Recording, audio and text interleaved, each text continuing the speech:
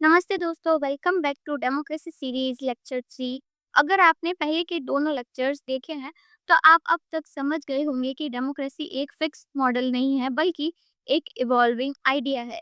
आज हम बात करने वाले हैं लिबरल डेमोक्रेसी के हिस्टोरिकल डेवलपमेंट, उनके मेजर थिंकर्स और हाँ क्रिटिसिज्म भी, जो एग्जाम के लिए बहुत ही ज़्यादा सुपर इम्पोर्टेंट है। पहले देखते हैं हिस्टोरिकल डेवलपमेंट को।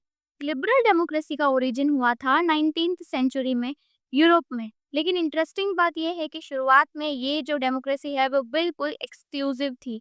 वुमेन्स और माइनॉरिटी को वोटिंग का राइट्स नहीं था। सिर्फ प्रॉपर सिर्फ उन्हीं मेल्स को जो है राइट था। वही मेल्स डिसीजन लेते थे जिनके पास प्रॉपर्टीज हुआ करती थी। बट स्लोली स्लोली जो है यूनिवर्सल सफरेज इंट्रोड्यूस हुआ। पहले वर्किंग क्लास मैन, फिर वुमेन, फिर रेशियल माइनॉरिटीज। ये मॉडल क्लोजली लिंक्ड है कैपिटलिस्ट इकोनॉमी के साथ, स्पेशली वेस्टर्न कंट्रीज में। जहाँ इकोनॉमिक लिबरलिज्म था वहीं पॉलिटिकल लिबरलिज्म भी ग्रो हुआ।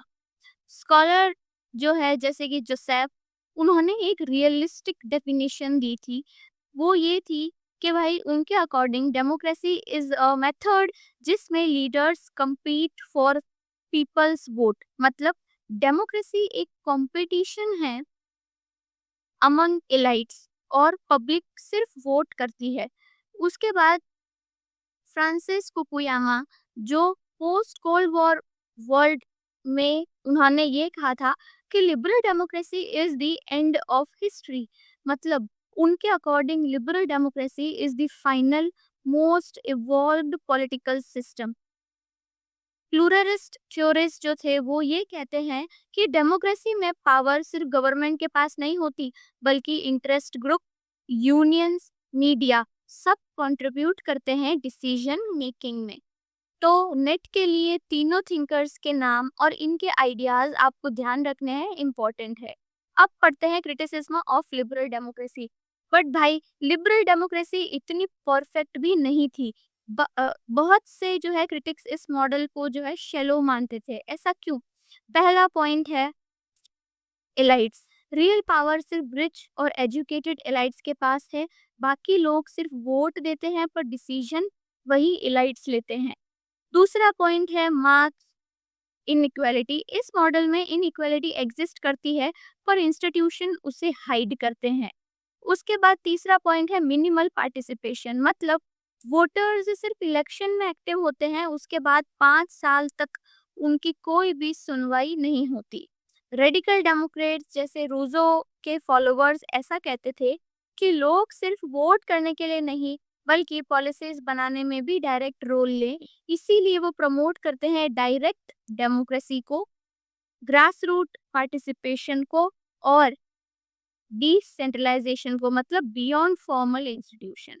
तो फ्रेंड्स, लिबरल डेमोक्रेसी एक कॉम्बिनेशन है फ्रीडम, रिप्रेजेंटेशन और रूल ऑफ लॉ का। लेकिन इसमें भी फ्लॉज हैं, स्पेशली इलाइटिज्म और इनइक्वालिटी। और यही डिसीजन हम जो है अब जब नेक्स्ट लेक्चर जब भी पढ़ेंगे तब हम उसमें डेलिब्रेटिव डेमोक्रेसी पढ़ेंगे ना, उसमें आपको और भी ज़्यादा अच्छे से क्लियर हो जाएगा। नेक्स्ट हम लेते हैं एक इम्पोर्टेंट कंसेप्चुअल एंगल देखते हैं जो एग्जाम में बार बार जो है पूछा जा सकता है। वो है लिबरल डेमोक्रेसी का बैकबोन क्या है।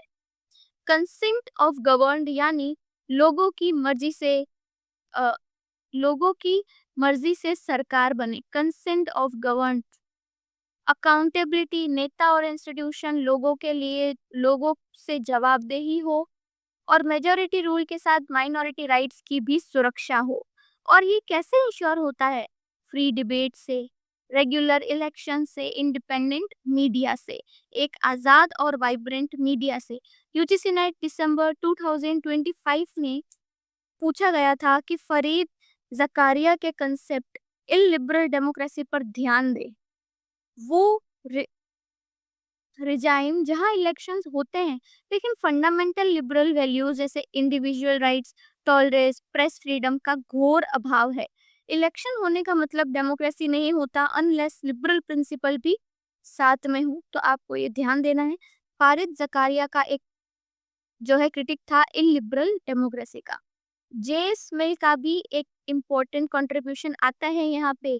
वो है in his work on liberty और and consideration on representative government, ये उनका वर्क था। मिल इंसिस्ट करते हैं कि अकाउंटेबिलिटी सिर्फ इलेक्शन से नहीं बल्कि daily working of representative institution से भी आनी चाहिए। और एक क्लासिक एग्जाम बेस्ड कोट आपको याद रखना है, रामासाहेब मोयर ने ये कहा था, ये इम्पोर्टेंट है। उन्होंने ऐसा कहा था कि bureaucracy is the price of parliamentary democracy. यानी जब आप इलेक्टेड गवर्नेंस को चुनते हैं तो एडमिनिस्ट्रेटिव कॉम्प्लिसिटी यानी ब्यूरोक्रेसी आती ही है, लेकिन ये डेमोक्रेसी का कॉस्ट है भाई, कॉम्प्रोमाइज नहीं। तो ये पॉइंट्स आपको, मेजर कंसेप्ट आपको ध्यान रखने हैं, आपके नेट के एग्जाम में बहुत ज़्यादा हेल्पफुल होने वाले हैं। चलिए अब बात करते हैं एक ऐसे मॉडल की जो लिबरल डेमोक्रेसी का डायरेक्ट अल्टरनेटिव जो है, बै- बिल्कुल अल्टरनेटिव बनकर उभरा, और वो था पीपल्स डेमोक्रेसी।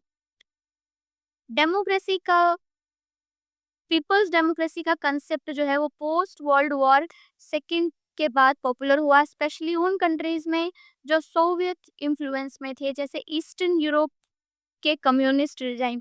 ये मॉडल मार्क्सिस्ट थॉट पे बेस्ड था, पूरी तरीके से मार्क्सिस्ट आइडिया पे बेस्ड था ये मॉडल। और इसका कहना था कि लिबरल या पार्लियामेंट्री डेमोक्रेसी असली डेमोक्रेसी नहीं है, क्योंकि वो सिर्फ बुर्गोइस क्लासेस का इंटरेस्ट प्रोटेक्ट करती है।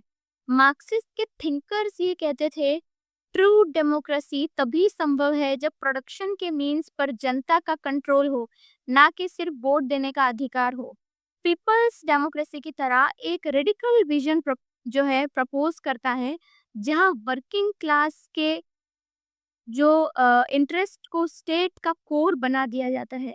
अब फीचर क्या थे इस मॉडल के?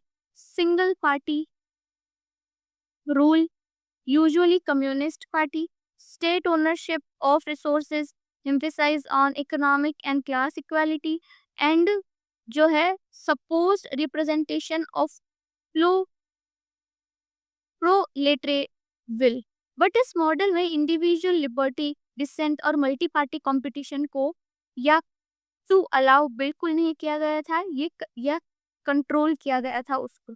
इसीलिए इस मॉडल को ऑफन ऑथोरिटेरियन भी माना गया है, despite its name the people's democracy होने के।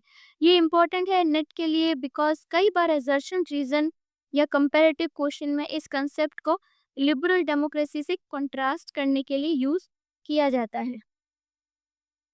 अब थोड़ा और ज्यादा गहराई में चलते हैं मार्क्सिस्ट क्रिटिसिज्म की तरफ। अब मार्क्सिस्ट थिंकर्स लिबरल डेमोक्रेसी को क्या कहते थे? They call it bourgeois democracy. Bourgeois democracy यानी ऐसी डेमोक्रेसी जो सिर्फ कैपिटलिस्ट इलाइट्स के लिए काम करती है। वोटिंग का राइट मिल गया, लेकिन इकोनॉमिक इनइक्वालिटी, एक्सप्लॉयटेशन और क्लास डोमिनेशन वही के वही रह गया। मार्क्सिस्ट कहते हैं कि लिबरल डेमोक्रेसी एक इल्यूजन है, जिसमें आपको लगता है कि आप एम्पावर्ड हैं, पर असली कंट्रोल तो कैपिटलिस्ट क्लास के पास होता है। इन कॉन्ट्रास्ट मार्क्सिस्ट डेमोक्रेसी कुछ और ही इन्विजन करती है। क्या इन्विजन करती है? Collective ownership of resources, class division को खत्म करना, पॉलिटिकल राइट के साथ साथ इकोनॉमिक जस्टिस को इंश्योर करना। कार्ल मार्क्स का व्यू पॉइंट था कि ट्रू डेमोक्रेसी तब भी संभव है जब कैपिटलिज्म का अंत हो जाएगा, पूरी तरीके से कैपिटलिज्म खत्म हो जाएगा। एक ट्रांजिशनल फेज आए, जिससे मार्क्स ने कहा डिक्टेटरशिप ऑफ प्रोलेटेरिएट। उन्होंने ऐसा कहा जिसका गोल क्या होगा कि भाई ग्रेजुअली एक क्लासलेस स्टेटलेस सोसाइटी का निर्माण करना। यानी मार्क्स के लिए डेमोक्रेसी सिर्फ वोट या रिप्रेजेंटेटिव का सिस्टम नहीं था, बल्कि एक कंप्लीट सोशल ट्रांसफॉर्मेशन का प्रोसेस था। ये यूजीसी नेट के लिए काफी इंपॉर्टेंट है, स्पेशली जब आपको कंपेयर करना होता है कि liberal democracy versus Marxist democracy में क्या डिफरेंस है, या फिर उसे कंपेयर करना है। तो ये थे कार्ल मार्क्स की फोटो भी है यहाँ पे, ये कार्ल मार्क्स थे। अब बात करते हैं कुछ हिस्टोरिकल इन्फ्लुएंसेस की, क्योंकि थ्योरी के साथ कंटेक्स्ट भी बहुत ज़्यादा इंपॉर्टेंट है। कार्ल मार्क्स ने कम्यून पेरिस कम्यून ऑफ 1871 को एक लाइव एग्जाम्पल माना था, जहां पे वर्किंग क्लास ने डायरेक्ट डेमोक्रेसी और सेल्फ रूल का एक नया मॉडल प्रेजेंट किया था। किसका? डायरेक्ट डेमोक्रेसी और सेल्फ रूल का एक नया मॉडल प्रेजेंट किया, यानी कोई स्टेट अथॉरिटी नहीं बल्कि बॉटम अप गवर्नेंस, जहां लोग खुद अपने रिप्रेजेंटेटिव को चूज करते हैं और उनको रिकॉल भी कर सकते हैं। लेकिन मार्क्स के आने के बाद 20th century 20th century regime ने लेनिन का मॉडल ज्यादा फॉलो किया था। किसका मॉडल?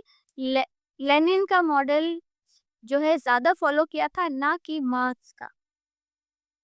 लेनिन ने क्या कहा था? लेनिन की डेमोक्रेसी क्या है? उन्होंने कहा था ऑल पावर्स टू सोवियट्स। क्या कहा था उन्होंने? All powers to Soviet. ये इनका स्लोगन था, यानी वर्कर्स काउंसिल्स ही राज करे। उन्होंने ग्रास रूट पार्टिसिपेशन की बात की, सोवियत सिस्टम बनाया, पर ग्राउंड रियलिटी में क्या हुआ? ग्राउंड रियलिटी में ये हुआ कि पावर ग्रेजुअली सेंट्रलाइज हो गया कम्युनिस्ट पार्टी के हाथ में। पार्टी को माना गया Vanguard of the proletariat. Vanguard of the proletariat, यानी कामगार वर्ग का जो नेतृत्व है वो सिर्फ एक ही पार्टी करेगी। बट प्रॉब्लम ये थी कि ये वन पार्टी रूल बना, अकाउंटेबिलिटी सिस्टम पूरी तरीके से वीक हो गया था, और डेमोक्रेसी की स्पिरिट जहां लोग रेगुलरली अपने लीडर्स को चैलेंज कर सके वो मिसिंग थी। इस मॉडल को हम कहते हैं मार्क्सिस्ट। मार्क्सिज्म और लेनिनिज्म जो थ्योरेटिकली वर्किंग क्लास के इंटरेस्ट में था, लेकिन प्रैक्टिकली वो पूरी तरीके से ऑथोरिटेरियन बन चुका था। तो एग्जाम टिप यही है, पीपल्स डेमोक्रेसी का जब भी डिफाइन करे, always contrast it with liberal democracy and explain how Lenin's version different from Marx's original version। तो ये चीज आपको ध्यान रखनी है। चलिए सब अब सबसे क्रिटिकल सवाल उठाते हैं जो मार्क्सिज्म लेनिनिज्म के प्रैक्टिस से निकल के आता है। वो है भाई, who will guard the communist party? ये सवाल एक तरह से एरिस्टोटल के क्लासिकल क्वेश्चन के मॉडर्न, एक उनके क्लासिकल क्वेश्चन का एक मॉडर्न वर्जन है, that who will guard the guardians. तो मतलब अगर कम्युनिस्ट पार्टी ही सुप्रीम अथॉरिटी बन जाए और उसके बाद डिसीजन पे कोई चेक ही ना हो, तो क्या लोगों का सच्चा रोल पॉसिबल है? पीपल्स डेमोक्रेसी थ्योरेटिकली तो लोगों के राज की बात करती है, लेकिन प्रैक्टिकल एक्सपीरियंस में ये मॉडल काफी बार जो है अथॉरिटेरियन रिजाइम में बदल गया। अकाउंटेबिलिटी के बिना वन पार्टी सिस्टम ने डिसेंट को क्रश किया, इलेक्शंस सिंबॉलिक हो गए और पब्लिक पार्टिसिपेशन जो है सिर्फ नाम के रह गए थे। तो नेट पॉइंट ये है कि always remember this is where Marxist democracy gets critique the most. It claims to represent the people but lacks democratic check on itself। तो फ्रेंड्स, आज हमने डीपली समझा पीपल्स डेमोक्रेसी का मार्क्सिस्ट मॉडल, उनकी theoretical strength, historical experiment और practical challenges, चाहे वो Paris commune हो या सोवियत स्टाइल डिजाइन। हमेशा याद रखिए, नाम में डेमोक्रेसी होने से ही लोगों का राज नहीं होता, उसके लिए अकाउंटेबिलिटी, फ्रीडम और पार्टिसिपेशन जरूरी है। नेट के लिए ये टॉपिक हाईली रिलेवेंट है, तो इस वीडियो को दोबारा रिवाइज करिए। अगले लेक्चर में हम एक्सप्लोर करेंगे डेलिब्रेटिव डेमोक्रेसी, एक ऐसा मॉडल जो लॉजिक, डिस्कशन और रीजनिंग पे बेस्ड है। अगर कंटेंट पसंद आया हो तो लाइक शेयर जरूर करना, और नए नेट रेडी लेक्चर के लिए सब्सक्राइब करो चैनल को, बेल आइकन दबाना मत भूलना ताकि अगला लेक्चर आप मिस ना करो। मिलते हैं नेक्स्ट लेक्चर में, तब तक के लिए तैयारी करो और कॉन्फिडेंस बढ़ाओ।